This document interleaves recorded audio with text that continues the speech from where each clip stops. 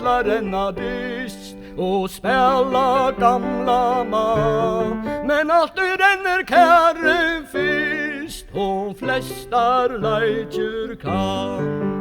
Hon hever gult och purlet har och eie klar och blå, och eina röd som sol och vår, ein sinn som ja. Och alla fåglar känner hon och blommor utan tä.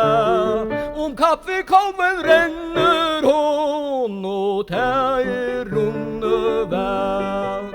Hon så lajkande och lött och djörv och fota fin. Hon syfter åla som ein vött och rejest itche bry.